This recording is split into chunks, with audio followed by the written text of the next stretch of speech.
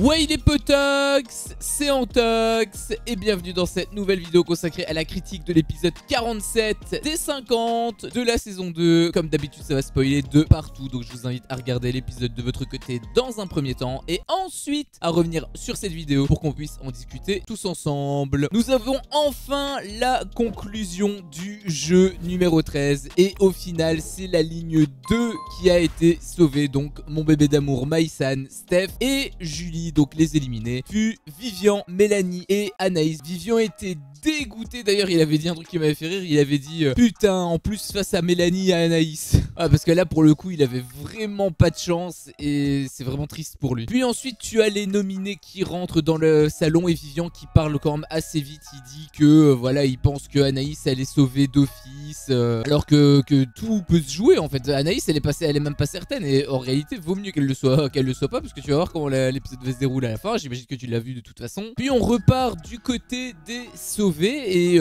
du coup les candidats sortent de l'arène pour aller vers la salle des votes. Et Amélie elle était en train de discuter avec Nico et apparemment elle veut faire sauter à Mélanie. Enfin j'ai pas trop compris, mais on aurait dit qu'elle voulait que Mélanie saute. C'était un peu chelou quand même cette affaire. Au final le lion révèle qu'il y a 2 sauvés sur 3, donc un seul éliminé. C'était prévisible, hein, je te l'avais dit en même temps hier à l'épisode dernier. Puis donc vient les fameux moments de stratégie, les fameuses campagnes. C'est surtout des campagnes, ce ne sont pas vraiment des stratégies, ce sont surtout des campagnes ou des contre-campagnes, comme Simon avait fait à Steph, petit clin d'œil. T'as Romain qui demande à Myriam si elle va voter pour Anaïs, puisque c'est la chambre, elles font partie de la même chambre, etc. Et là elle hésitait, du coup il était assez énervé, il était assez remonté. Romain, en même temps je peux pas lui en vouloir, hein. Moi je le dis depuis le début, Myriam je lui fais pas confiance du tout. Je trouve qu'elle est pas fiable pour un sou. Je trouve qu'elle va vraiment n'importe où. C'est d'ailleurs pour ça que c'est ma target, c'est pour ça que j'ai envie de l'avoir sauté. Simon qui avait dit un truc en interview qui m'avait un peu interpellé, puisqu'il avait dit j'ai vraiment pas envie de me séparer de Mélanie ou de Vivian. Donc malgré les nombreuses disputes qu'il y a eu depuis le début avec cette fameuse émission les 50, apparemment il lui en veut pas, alors qu'il avait dit je vais te faire sauter, etc. Je pense qu'ils sont tellement amis qu'ils se détestent autant qu'ils s'aiment en fait. Et ça c'est beau. Puis tu as Myriam qui révélait pourquoi elle hésitait à mettre Anaïs. C'est parce qu'elle s'était sentie exclue quand elle était rentrée dans la chambre. Le moment où Amélie, Anaïs et Romain étaient en train de parler contre Simon.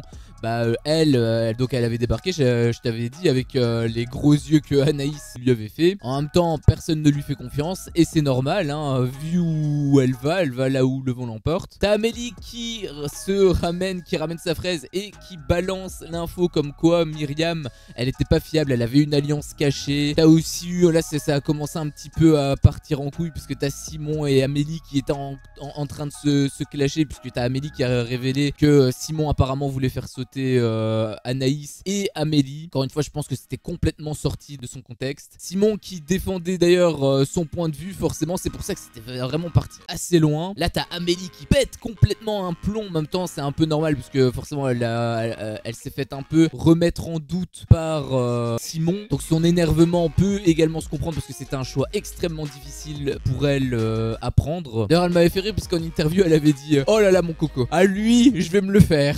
Le fait d'ailleurs d'entendre Simon dire qu'il est choqué de voir Amélie qu'il ne mette pas Mel, ça me fait doucement rire en fait, parce que Mel de son côté elle n'a jamais soutenu Jessie quand elle avait eu ses problèmes avec Stéphane, etc. Alors oui elle l'a soutenu, mais loin, à l'abri des regards, très loin des autres, alors que ça fait quand même 7 ans d'amitié qu'ils sont ensemble. Donc ça m'a fait un peu rire le fait que la situation soit encore une fois retournée par rapport à Amélie. J'ai trouvé ça rigolo. Enfin les votes ont été effectués et les nominés entrent dans la salle avec 11 voix sur 15. Le premier à être sauvé fut étonnamment Vivian. Vivian a été le premier à être sauvé. J'étais ultra content pour lui parce qu'il est fort et il méritait vraiment pas d'être éliminé, donc j'étais super content. Julie aussi de son côté, on voyait quelques plans d'elle où elle était rassurée. Je les trouve mignons les deux. J'espère que ça va aboutir à quelque chose, mais avec Vivian je sais pas, il est tellement imprévisible. J'espère que ça va aboutir à quelque chose. Je les vois trop bien ensemble en fait. Et donc t'as compris,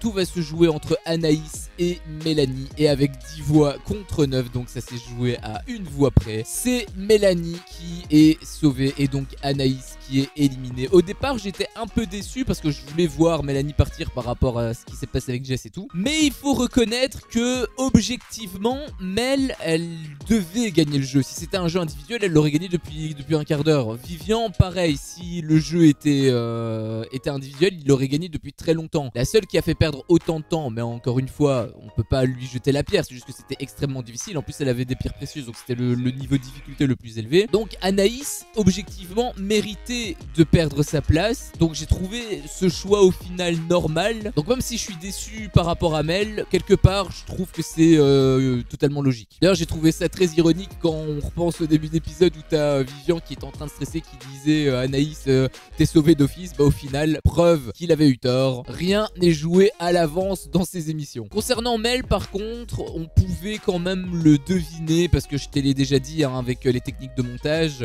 Souvent quand on te met une interview d'un truc qui dit quelque chose, généralement c'est le contraire qui se passe. Et on avait eu justement cette fameuse interview où elle disait qu'elle allait être éliminée etc. Bah preuve ça n'a pas été le cas. Ça serait pas mal d'ailleurs qu'ils modernisent un petit peu leur montage hein, parce que j'avoue que moi de mon côté je rompiche beaucoup. Amélie qui ensuite dévoile à Vivian qu'elle ne l'a pas mise, ce qui est une réaction normale du coup du côté de Vivian puisqu'il l'a très mal pris, c'est quelque part un peu logique. Après c'était normal aussi du côté d'Amélie puisque elle avait littéralement ses trois amis Anaïs, Mel et Vivian. Même moi c'était ultra dur alors que je les connais même pas, donc j'ose même pas imaginer elle. Puis ensuite t'as Mélanie qui débarque pour engueuler Vivian encore une fois. Il a même pas le droit apparemment d'être dégoûté. Moi vraiment Mélanie, je l'aime beaucoup. Je la trouve super jolie, je la trouve super gentille, tout ce que tu veux. Mais la décision qu'elle a prise avec Jessie et le fait qu'elle soit aussi dure avec Vivian, parce que c'est vrai que moi je la trouve très dure. À un moment donné t'avais Simon qui était en train de faire le coq parce que Enzo débarquait, parce que Enzo était éliminé alors que c'était son départ. Il y avait un couple qui était séparé, j'ai trouvé ça plutôt triste. Le fait qu'il bombe le torse, t'as Vivian qui s'est énervé parce que c'était de l'irrespect, chose que j'ai trouvé totalement normale. Et même avec ça, même quand il a des fulgurances relativement nobles, au final il se fait quand même en prendre plein la gueule par Mélanie. Vraiment Mélanie, elle m'insupporte dans cette saison. Quand Jess et Amélie disaient qu'elle reconnaissait pas Mélanie, bah moi non plus en fait je la reconnais pas. Puis tu as Anaïs qui fait ses affaires et elle veut savoir d'abord dans un premier temps qui n'a pas voté pour elle, donc on lui dit etc. Il y avait Stéphane, il y avait plein de monde, donc elle emmagasinait les infos, mais elle voulait quand même partir sur une note positive. Donc elle disait hein, qu'elle avait vécu une aventure incroyable, qu'elle avait rencontré de belles personnes, parce que c'est ça aussi l'aventure. Souvent il y a pas mal parfois de messages négatifs, notamment par rapport à Jess, parce que je soutiens Jess et j'imagine que eux non. Bien que t'as des moments qui sont un peu tristes comme ça, parce que voilà Jess elle est partie, j'étais ultra dégoûté. Je suis sûr qu'elle a quand même vécu un truc de fou, parce que vivre une aventure comme ça, mais ça doit être tellement génial, et rencontrer autant de personnes. Alors je sais pas si ce sont des belles personnes, de ce que je vois en caméra, oui. Après bien évidemment l'image tu peux la manipuler comme tu veux. Donc j'étais content qu'elle partait comme ça, qu'elle partait sur une note positive. Sauf que t'as Amélie qui débarque en larmes et elle dévoile que Simon a dit que ce que Anaïs avait dit en fait c'était totalement faux, qu'il avait complètement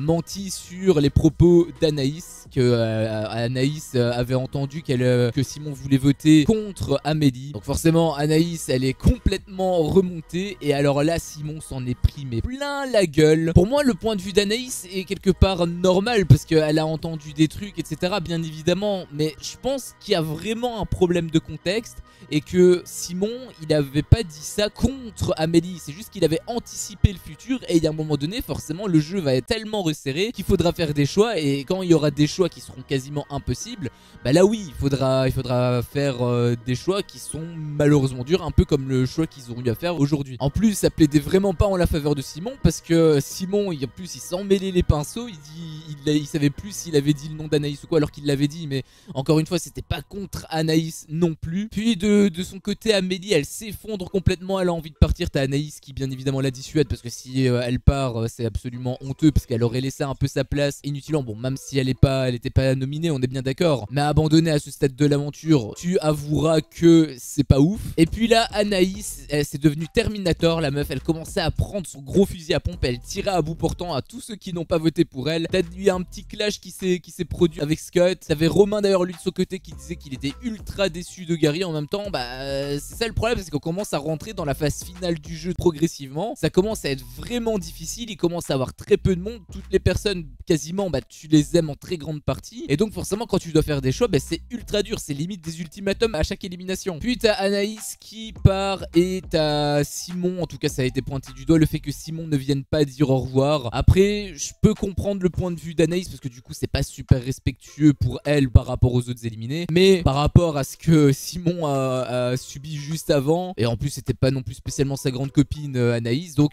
je peux également comprendre qu'il aille pas lui dire au revoir. Et puis pour la 18 millième fois, tu as Simon qui dit à Vivian: tu ne seras plus jamais mon pote. Donc ils ont une petite discussion un peu en huis clos, enfin en huis clos, il y a une caméra quand même qui les filme, mais accessoirement des centaines de milliers de spectateurs qui les regardent, mais ça reste du huis clos. Ils sont tous les deux, ils sont en train de dire ce qu'ils ont sur le cœur, ils sont bien évidemment peinés, ils se font autant de mal qu'ils s'aiment, c'est triste quelque part. Après là, est-ce que c'était la goutte qui a fait déborder le vase? Est-ce que c'est du concret? Est-ce que vraiment il y a une rupture définitive, ou est-ce que ça va un petit peu cicatriser avec le temps et qu'au final c'est du vent?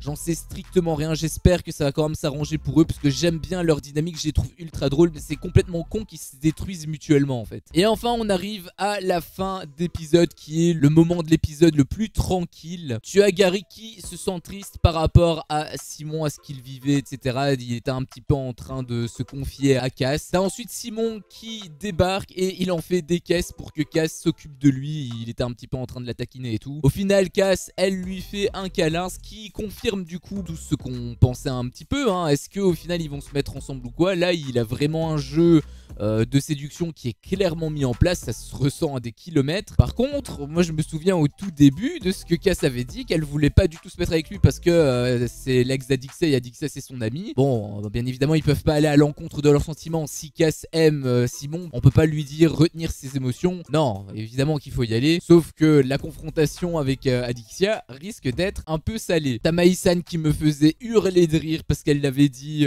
je les vois roucouler, ils ont l'air encore plus bêtes que ce qu'ils sont de base. Aussi elle avait dit, donc pour faire chier Simon, elle avait dit à Cass si tu dois choisir entre moi et Simon, tu choisis qui? Et Cass elle répond bah toi chérie. Et elles se font un câlin et t'avais Maïsan qui faisait 2 doigts d'honneur à Simon. Ça m'avait fait hurler de rire. Donc voilà, Simon et Cass clairement se tournent autour. D'ailleurs Cass elle avait fait une petite blague, elle avait dit balayette avec le petit truc, ça m'avait beaucoup fait rire. Petit clin d'œil à Julie. Et on conclut l'épisode sur la petite discussion entre Romain et Amélie qui font un peu le débrief donc de la situation. Et t'as Romain qui m'avait fait rire puisqu'il avait dit Scott, tu lui dis bonjour au matin, il vote pour toi.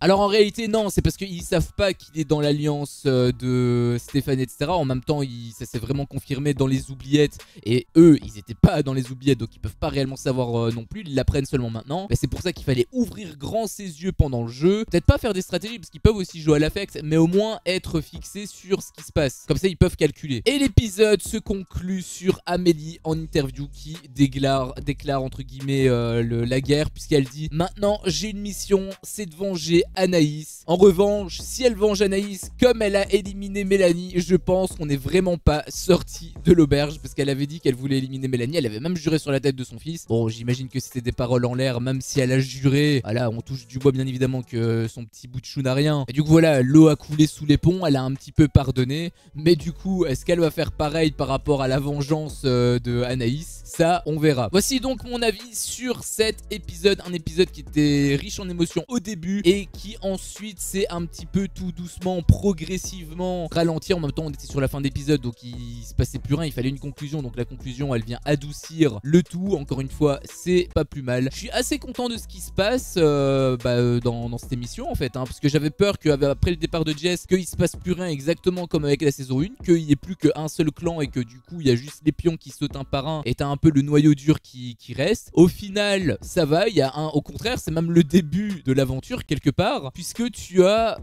une alliance qui maintenant est devenue un peu plus forte, même si du coup ils sont déforcés avec Jess et avec le départ de Jess pardon et le départ d'Anaïs, mais au moins voilà, il y a rivalité avec l'autre alliance, donc c'est plutôt chouette et j'ai hâte de découvrir la suite, de voir un petit peu qui va l'emporter sur l'autre. Sur ce, cette vidéo s'achève ici. Si mon contenu te plaît, fais-le moi savoir en me laissant un énorme pouce bleu. À chaque fois que je vois ça, je vois que mon contenu plaît et donc moi ça me motive à continuer. Si t'es pas encore un peu tox, qu'est-ce que tu attends pour me défoncer ce gros bouton rouge? N'hésite pas à activer la cloche pour ne rien louper et je te dis à la prochaine pour une prochaine vidéo. Ciao.